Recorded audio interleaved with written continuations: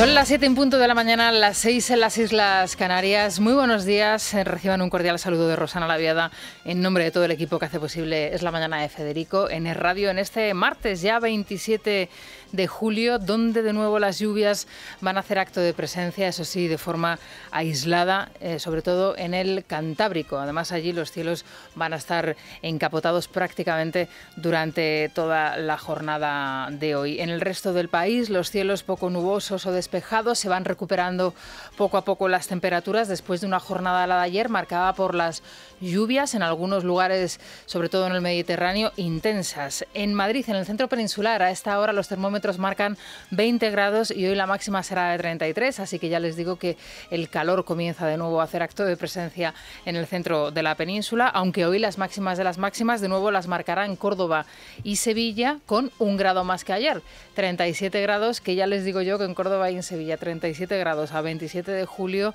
es una gozada. No les voy a decir fresquito, pero casi. La mínima ya pelotón del pasmo. Atención, Vitoria, Pamplona y Teruel, 11 grados. El Partido Popular y Vox rompen relaciones en un momento curiosamente dulce para ambas formaciones en las encuestas, que confirman que un cambio de gobierno es posible, un cambio de gobierno al centro derecha, gracias precisamente a los liderazgos de Pablo Casado y de Santiago Abascal. Las consecuencias de esta ruptura están todavía por llegar, están todavía por analizar cuando así sea, si es que finalmente se producen, pero en el momento en que se producía este anuncio, todas las miradas se dirigían a Andalucía. Y el PP debe decidir o reconsidera esa decisión y desautoriza de algún modo, repara el daño producido por esa votación en la Asamblea de Ceuta el pasado viernes, o no nos va a poder seguir reclamando la ayuda para aprobar sus propuestas en los plenos y en los ayuntamientos. Jorge Buxade, que es el vicepresidente de Acción Política de Vox, insistía además en criticar la política migratoria que se está desarrollando en la Junta de Andalucía con 2 o 3 normas que se han aprobado últimamente, y en concreto apuntaba a Juan Manuel Moreno Bonilla y exigía una rectificación por parte del Gobierno de Andalucía. Lógicamente esta rectificación no se producía. Fuentes del Gobierno andaluz insisten en que no habrá un adelanto electoral, al menos por parte del Partido Popular, pero lo cierto es que necesitan del apoyo del partido Vox para sacar, entre otras cosas, por ejemplo, la negociación de los próximos presupuestos para la Junta de Andalucía. Lo cierto es que en las últimas 48 horas el Partido Popular ha ofrecido 2 versiones bien distintas de lo sucedido en Ceuta el pasado viernes. 2 versiones bien distintas, de alguna manera censurando, por un lado, lo sucedido en Ceuta el pasado viernes, la posición defendida por su partido, y por otro lado, alabándola. Es muy, pero que muy llamativo. El domingo, tras un fin de semana de paseillo de Pablo Casado, cuando digo paseillo me refiero a que el presidente del Partido Popular estuvo bien activo, no estaba de vacaciones, estuvo primero en Baleares, en el congreso de su formación, posteriormente estuvo en la concentración por los derechos humanos, por las libertades en Cuba, aquí en Madrid. Vamos, qué ocasiones para hablar con los periodistas tuvo, y de sobra. Bueno, pues después de ese fin de semana de paseillo, la formación decidió que fuese Andrea Levy, de manera sorprendente, quien saliese a censurar lo ocurrido el viernes en la Asamblea ceutí. Y la posición apoyada también por su partido, lógicamente. El rechazo era claro, aunque con algún matiz equivocado, pero nadie puso en duda que la dirección nacional del partido no compartía la abstención impuesta por Vivas a la declaración de Santiago Abascal como persona non grata. Sin embargo, ayer, de manera sorprendente, tras una entrevista en una emisora de radio del señor Vivas, del presidente alcalde de Ceuta, donde más o menos vino a decir que lo que a él le asentó mal fue esa llegada de Santiago Abascal después de la invasión marroquí de Ceuta. Bueno, pues después de esta entrevista, en donde de alguna manera el señor Vivas se justificaba y decía que el cordón sanitario lo imponía, pero lo imponía Vox en la ciudad, llega Almeida, el portavoz nacional del Partido Popular, pero también alcalde de Madrid, y decía esto. Yo creo sinceramente que lo que necesitamos es más personas como Juan Vivas y menos declaraciones incendiarias. Si en Ceuta hubiera más Juan Vivas, estoy seguro de que la situación sería mucho mejor. Bueno, esto no tiene absolutamente nada que ver con lo dicho el 24 horas antes por la propia Andrea Levy, donde dijo que su partido estaba en contra de cordones sanitarios y, por supuesto, en contra de declaraciones de persona non grata como la que se produjo el pasado viernes en Ceuta. No entendemos por qué entonces el alcalde de Madrid, después de escuchar a Vivas, entendemos, deja tan mal a la delegada de Cultura de su propia formación y de su propio equipo de gobierno, sinceramente. Tampoco por qué se presta a hacer estas declaraciones que lo único que demuestran es un desconocimiento absoluto de la realidad ceutí, de la realidad de Ceuta. Dice Almeida que hacen falta más personas como Juan Vivas. Bueno, pues no deben de pensar los ceutíes lo mismo, porque fíjense ustedes, el Partido Popular fue la tercera fuerza política en las últimas elecciones en la ciudad, nada más y nada menos que a 4.313 votos de la primera, que fue Vox. Así que los propios ciudadanos de Ceuta no deben pensar que hacen falta más personas como Juan Vivas, sino quizá más personas como el candidato de Vox en Ceuta. Entre tanto, el gobierno de Pedro Sánchez, no sé si aprovechando quizá que las aguas no están como demasiado claras ni tampoco demasiado calmadas en los partidos de centro derecha, vuelve a sortear a los sindicatos, y lo ha hecho ya por 2 veces en una semana, y lleva al Consejo de Ministros una oferta de empleo público que se presenta como la mayor de la historia y que, sin embargo, se queda muy alejada, primero, de las pretensiones de los sindicatos y luego muy alejada también de ser la mayor oferta de empleo público de la historia de nuestro país. Por supuesto, la ministra Yolanda Díaz presentaba ayer la medida como la solución a todos los males de los gobiernos del Partido Popular, lógicamente, y Miguel Borra, del CESIF, del sindicato mayoritario de la función pública, que ayer pasaba precisamente por estos micrófonos, dejaba en evidencia en este programa al Ejecutivo. Después de recortes y recortes sucesivos en nuestras administraciones públicas, por fin vamos a ir restaurando, ¿no?, el daño que los gobiernos del Partido Popular han causado. En primer lugar, los datos que da el país no se refiere solo a la Administración General del Estado, sino que también están ahí las plazas de fuerzas y cuerpos de seguridad del Estado y del Ejército. En estos momentos, Función Pública lo que oferta son 11.715 plazas de acceso libre y 8.982 de promoción interna. La promoción interna son personas que están en otras categorías pero que ya están dentro de la Administración y que se presentan. Esto es realmente lo que está proponiendo es una generación neta de empleo de 2.500 plazas. Pues ahí lo tienen ustedes, 2.500 plazas, esa generación neta de empleo, según lo que decía el presidente del sindicato CESIF aquí en estos micrófonos. Nada, absolutamente nada tiene que ver con lo presentado, por supuesto, a través del diario El País en esa filtración por parte del Ejecutivo.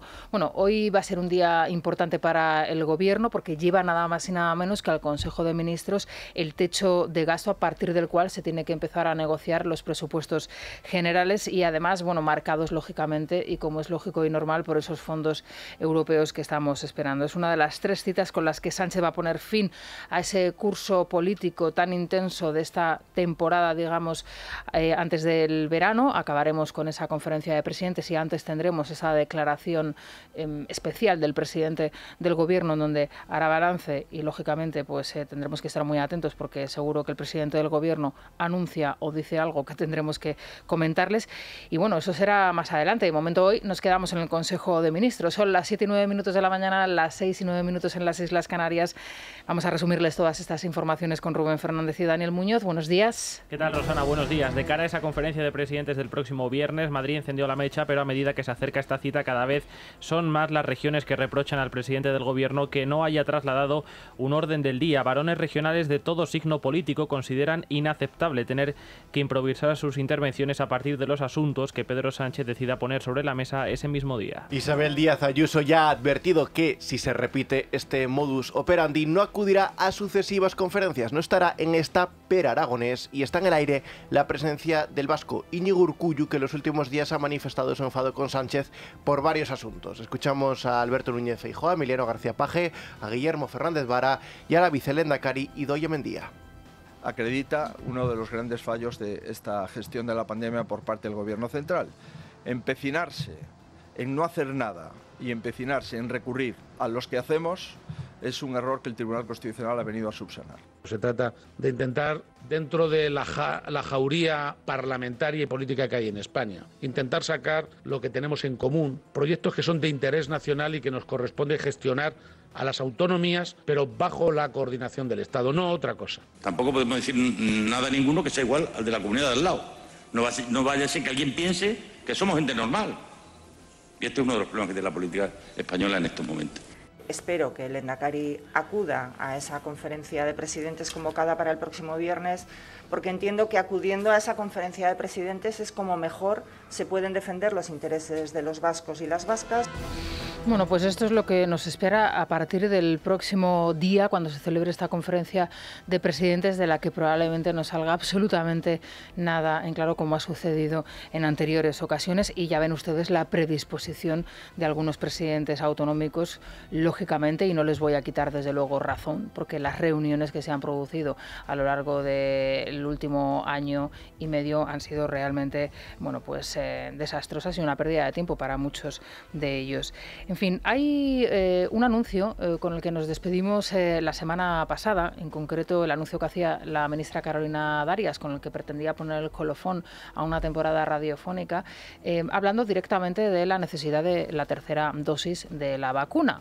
Bueno, automáticamente los científicos desmintieron a la ministra de Sanidad española diciendo que todavía no había una prueba científica que avalase la necesidad de poner esa tercera dosis, ni muchísimo menos ni cuándo, ni a quién, ni cómo, ni dónde.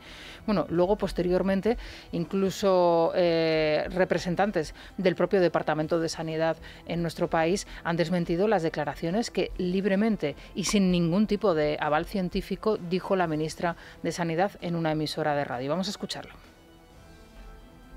Todo parece apuntar que sí. De hecho, ya le he dicho que nosotros, de la mano de la Unión Europea y de las personas expertas que asesoran a la Comisión, ya hemos suscrito contratos con Pfizer y por el caso de España, con Pfizer por importe de 1.800 millones para el 22 y el 23, y en el caso de Moderna en torno a 480 y algo millones para el 22 y para el 23. Por tanto, sí, lo que habrá que determinar es ¿cuándo? La tónica en la mayoría de los países de nuestro entorno hasta este momento es esperar a reunir mayor evidencia científica antes de determinar el cuándo y sobre todo el a quién se vacunará con dosis de recuerdo.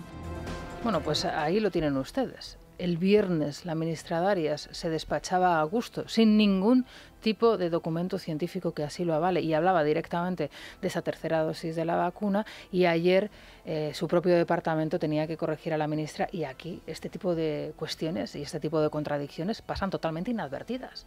Nadie repara en ellas.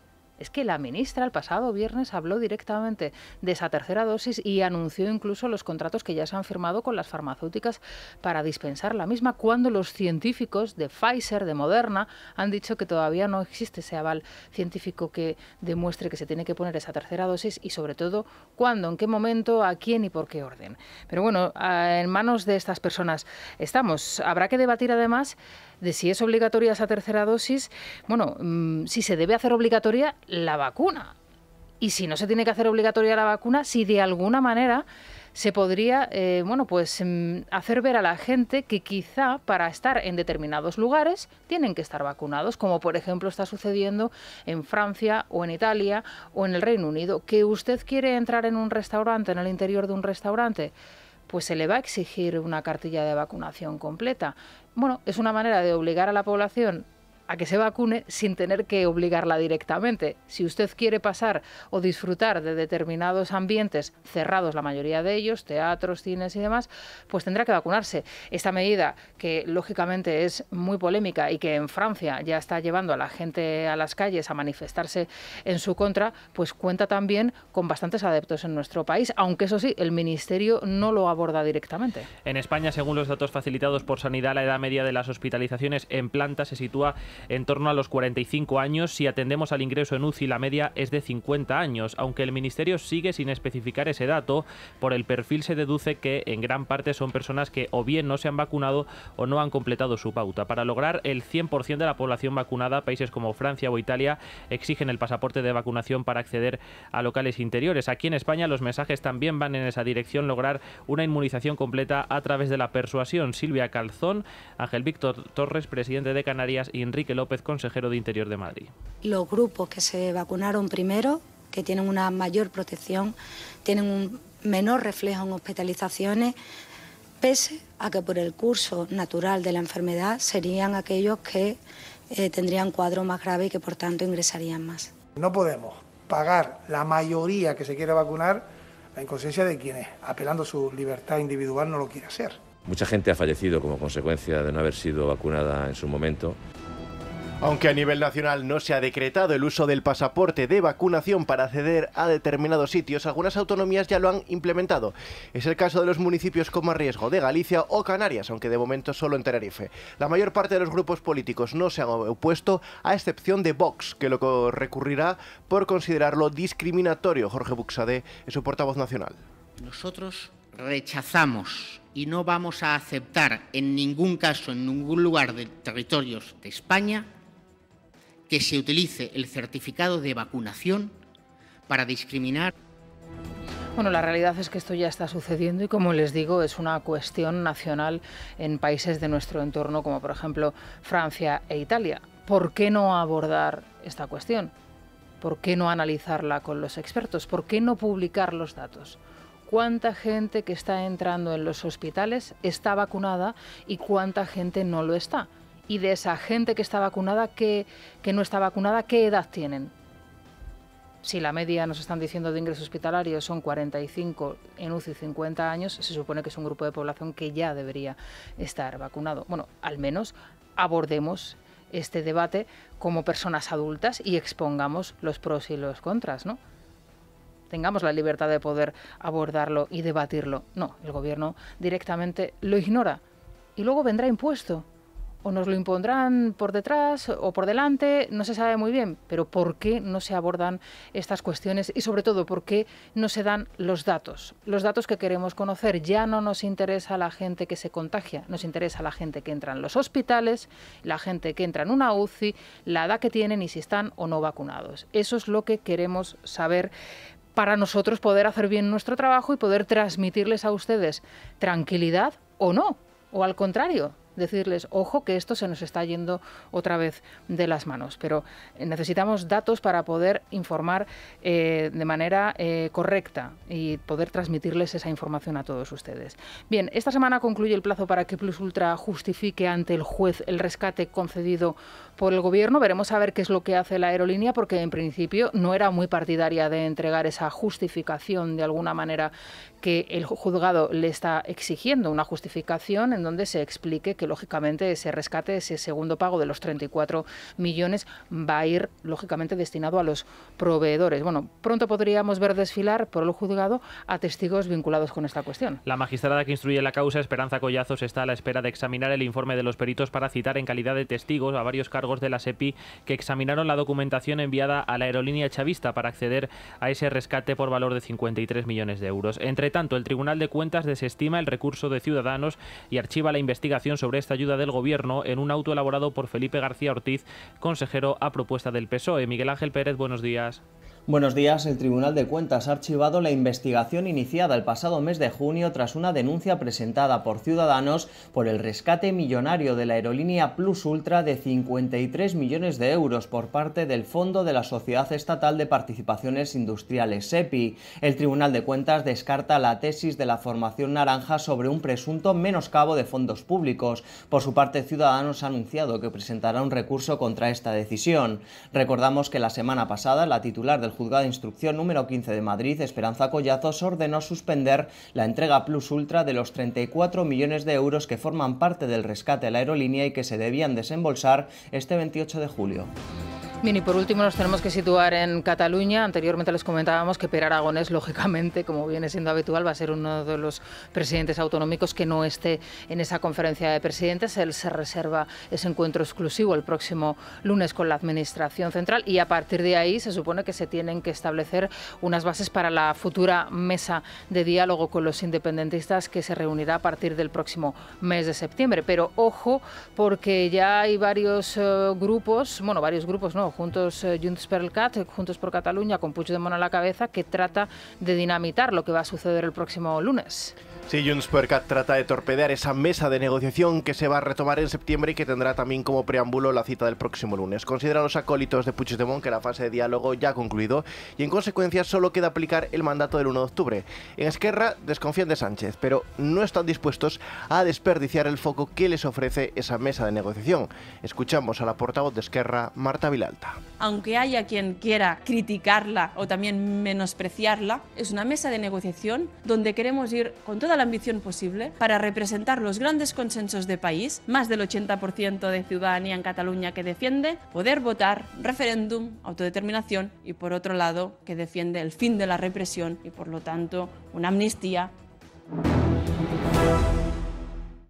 7:32 de la mañana, 6:32 en las Islas Canarias. Continúan escuchando Es la Mañana de Federico en el radio y les estamos contando las noticias. En unos instantes con Rubén Fernández y con Pilar Martínez vamos a contarles más historias que hemos conocido en las últimas horas. Antes, el tiempo. En este martes 27 de julio sepan que las lluvias van a continuar, eso sí, ya de forma aislada, algún chubasco en el Cantábrico, donde hoy los cielos van a estar encapotados, sobre todo a primera hora de la mañana. En el centro peninsular ya estamos en el entorno de los 20 grados y hoy se esperan máximas de 33 en Madrid, mientras que en Córdoba y en Sevilla las máximas de las máximas no llegarán a los 40 grados. Esta es la noticia, se quedan en 37, así que bueno, pues una temperatura muy agradable en las dos ciudades andaluzas. En el pelotón del pasmo, la mínima hoy Vitoria, Pamplona y Teruel con 11 grados. El gobierno de Baleares va a imponer la religión islámica en algún centro, mientras que en otros pone muchos problemas para que la religión católica se pueda estudiar. Lo cierto es que la medida es una más de las muy polémicas que aprueba el gobierno de Francina Armengol, que tendrá que dar explicaciones de por qué se llegan a estos acuerdos con las comunidades islámicas cuando realmente lo que se está impidiendo es que los colegios puedan impartir religión católica a aquellas familias o a aquellos niños que así lo deseen sus padres. En fin, ya la cuestión ha llegado al Parlamento Balear, donde el grupo parlamentario Vox va a exigir el currículum, el expediente de aquellos profesores que van a impartir esta religión en los centros. Imagínense ustedes qué se les puede estar pasando por la cabeza a los diputados de Vox cuando están reclamando el historial y el currículum de estos profesores. Rubén, buenos días. Buenos días. El gobierno balear de Francina Armengol introducirá la clase de religión islámica en algunos colegios públicos. El acuerdo firmado entre la Comisión Islámica de España y la Consejería de Educación pretende que 2 o 3 centros de las islas empiecen con esta asignatura durante el próximo curso y que se vaya extendiendo a más colegios. La medida choca con las cortapisas que el Ejecutivo pone a la enseñanza católica. Desde Vox, Idoia Rivas asegura que su partido va a pedir los requisitos y la titulación de los profesores de Islam. Armengol tendrá que explicar por qué quiere eliminar la religión católica en las escuelas, mientras a la vez da entrada a la religión musulmana. ¿Y qué harán para garantizar que no se fomenta la homofobia ni la sumisión de la mujer con dinero público, como está ocurriendo en los países de tradición y de religión musulmana? El joven valenciano de 17 años, apuñalado en Ceuta, sigue ingresado y tendrá una recuperación lenta. Omar estaba pasando unos días de vacaciones junto a su tía cuando este domingo fue asaltado por 7 individuos que pretendían robarle mientras paseaba por la playa de la Ribera. Los asaltantes le dieron una paliza, le arrancaron varios dientes y le asestaron una puñalada de 3 centímetros que le rozó el estómago. Ahora sigue en el hospital y los médicos están pendientes de su evolución, aunque está fuera de peligro después de ser intervenido de urgencia. La familia pide la colaboración ciudadana para identificar a los 7 agresores, la mayoría menores de edad. Bueno, en un principio se habló de la posibilidad de que estos agresores, bueno, no se habló de la posibilidad, se dijo que estos agresores eran inmigrantes dentro de, bueno, pues de esa avalancha de menores de edad que habían invadido Ceuta el pasado mes de mayo. Luego, posteriormente, esta información se desmintió porque realmente el estado de Omar era el pobre, tan mal, quedó tan herido, tan inconsciente después de la agresión que sufrió, que lógicamente identificar a sus agresores ha sido prácticamente imposible. Por eso la familia está pidiendo lógicamente la colaboración ciudadana. Bueno, atención a la información que hoy nos publican en OK Diario, en donde ya se avanzan, bueno, pues manifestaciones de los sindicatos. Imaginan ustedes por qué, ¿no? El salario mínimo, lo que reclaman es la subida, y el gobierno, pues de momento, aunque no lo niega, Yolanda Díaz no parece que vaya a tenerlo muy claro el camino ni despejado para que esto se lleve a cabo. Comisiones y UGT irán a la huelga general contra Pedro Sánchez si no se sube el salario mínimo, según publica OK Diario. Los sindicatos quieren apoyar así a la ministra de Trabajo frente al sector liderado por la vicepresidenta económica Nadia Calviño, que quiere evitar que aumente hasta que no se consolide la recuperación económica. Tanto UGT como comisiones se quejan de la nula interlocución con Pedro Sánchez y ponen julio como fecha tope. El gobierno de Sánchez manda a Felipe VI a Lima para asistir mañana a la toma de posesión del ultraizquierdista Pedro del Castillo. Este será el primer viaje que el monarca hace a Perú desde que comenzó su reinado. Lo hará acompañado del nuevo ministro de Exteriores, José Manuel Álvarez, que también será su primer viaje al país andino. Hace 4 años, cuando ganó el centrista Kuczynski, el Ejecutivo mandó al rey emérito a su toma de posesión. En Túnez, el presidente ha cesado al primer ministro, ha disuelto el Parlamento y ha retirado la inmunidad a los políticos tras la ola de protestas que vivía el país, que en estos momentos es el más afectado por la COVID en toda África. El presidente de la República asume así los plenos poderes del órgano legislativo en plena crisis económica, política y sanitaria. Mientras sus seguidores se manifiestan su apoyo en las calles, el resto de partidos políticos tunecinos denuncian que es un golpe de Estado anticonstitucional. Escuchamos al portavoz del Parlamento. Pedimos al presidente que se retracte, porque hundirán al pueblo en la oscuridad. La Constitución requiere que la Cámara de Representantes esté en sesión permanente y evita que el gobierno se disuelva. Bueno, son las 7:37 de la mañana, 6:37 en Canarias. Hacemos una pausa y enseguida regresamos con el resumen de la prensa económica. Aquí en Es la Mañana de Federico, en Es Radio. Es la Mañana, Es Radio. Beatriz García, ¿qué tal? Buenos días. Muy buenos días, Rosana. Bueno, Beatriz, vamos con la prensa económica, con el resumen de la prensa económica, como todos los días, empezando por Libre Mercado. Dumping socialista, así despilfarra Chimo Puig mientras pretende saquear a los madrileños. Bueno, es un resumen de cada una de las fechorías del presidente valenciano, que no deja de criticar a Díaz Ayuso. Eso es, volvemos otra vez a fijarnos en Chimo Puig. Al final, cuando te pones en el foco atacando a una comunidad autónoma, siendo el presidente de otra, pues te arriesgas a que se fijen en lo que haces, se acuerden de tu gestión, se pongan también a revisar tus números.